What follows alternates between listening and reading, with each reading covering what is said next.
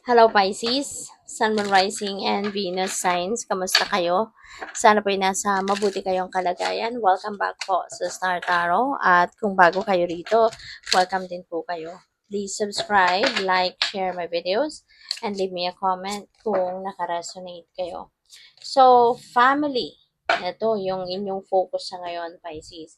Pero, feeling ko, ang iba sa inyo, baka malayo kayo sa inyong pamilya. You know, baka ang iba sa inyo nasa abroad, naiwan ang pamilya sa Pilipinas, maaring ganon, no? Kaya, long distance, yung ninyo, LDR, ang relationship ninyo with your family. So, po pwedeng ganon. Pero, maaari, no? Na sa ngayon, baka nakabakasyon naman kayo, kaya po pwedeng um, may pagkakataon kayong umuwi at makasama no yung inyong pamilya. So baka ganito yung ganap ng iba sa inyo. So maybe you are going to spend um, a few weeks siguro with your family. So pwedeng merong reunion dito no ng inyong pamilya at saka ikaw. For those singles, no? Doon naman sa mga single sa inyo, baka yung jowa ninyo nasa malayong lugar, no? Baka yung jowa ninyo foreigner, pwedeng ganon. LDR kayo ngayon, yung ganon, no? So, good luck sa inyo dyan. So, by the way, maraming salamat no, for subscribing, and if you haven't subscribed yet, subscribe na kayo. At saka maraming salamat din for not skipping the ads. Malaking bagay po yan sa akin. Thank you. And kung gusto po ninyo na mag-join sa membership, just click the join button po sa baba ng video. Thank you. So we have distance. The separation you are experiencing is necessary to help the relationship grow. Wow. So, feeling ko dito talagang meron ang naka-LDR dito sa inyo. You know? At, pero that's fine.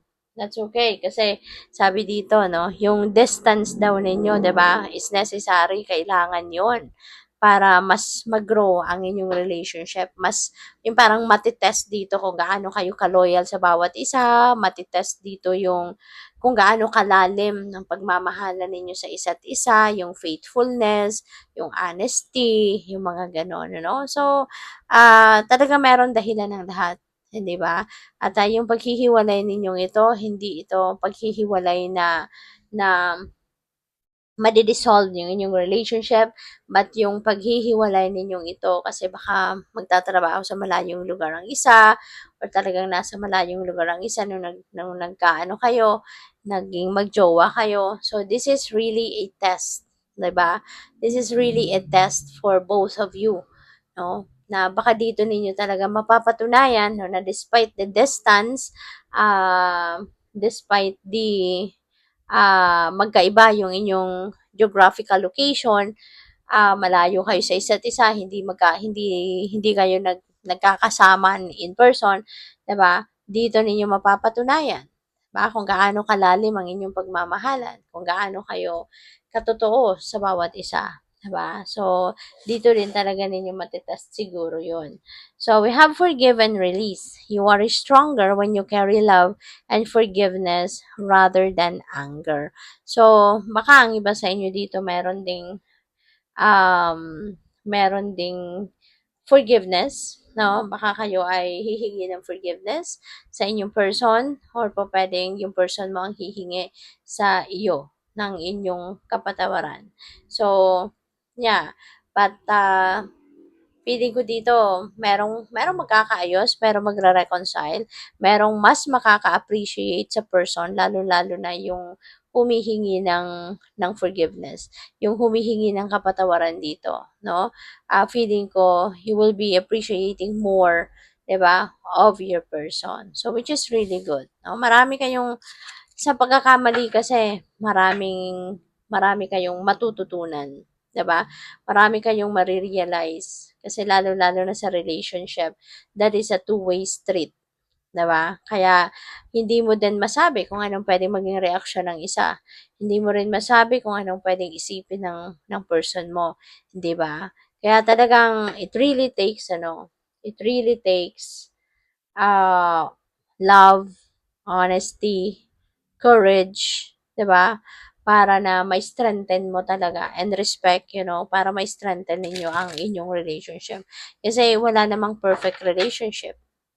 Wala naman perfect na tao. Kaya paminsan talaga magkakaroon ng pagkakataon na magkakamali ka, na mayroon kang shortcomings, na mayroon kang um, pagkakasala sa person mo, 'di ba? So doon natetest, no, sa mga pangyayaring 'yan, doon natetest kung gaano kayo katatag, kung gaano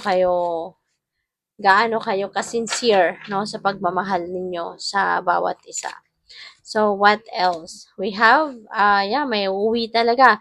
This is homecoming, no? Si Six of Cups. So, feeling ko dito, Pisces, some of you talaga, no? Merong galing sa ibang lugar, maybe galing nga sa abroad, at uuwi to be with the family.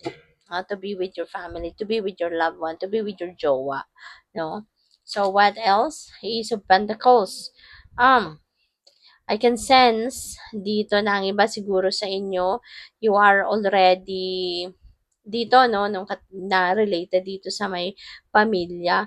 Baka you are coming home for good. No? Baka you are coming home for good kasi maaring nakapag-ipon ka na.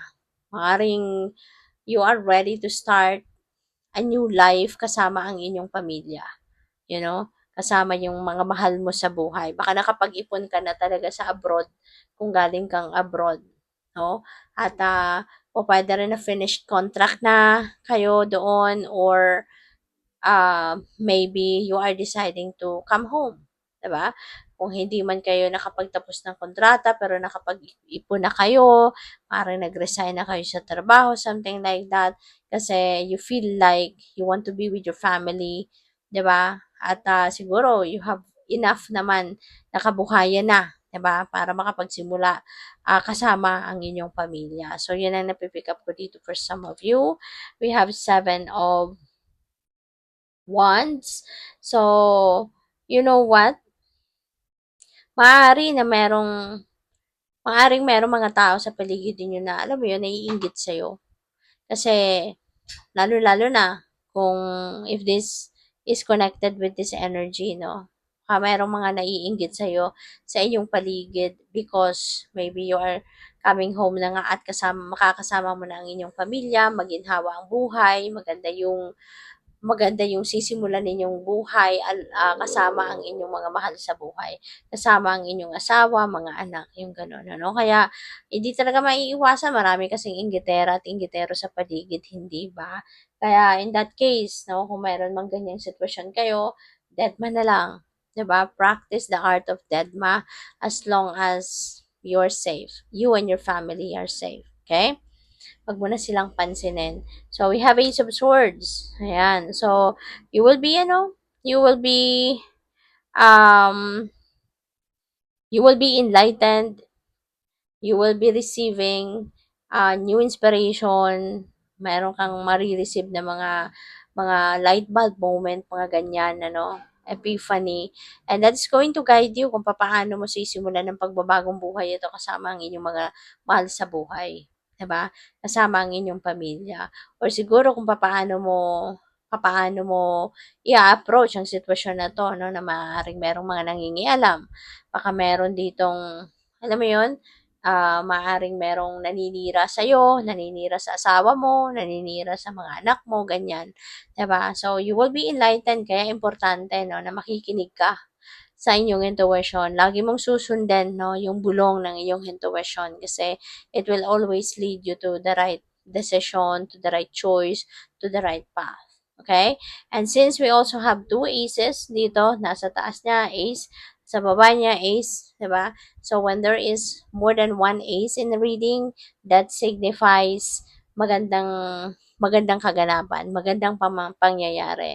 That signifies amazing things are about to happen in your life, no? And since this is a love reading, so merong breakthrough siguro na mangyayari dito sa inyong relasyon. So good luck. Thank you for watching. Love and light. Namaste.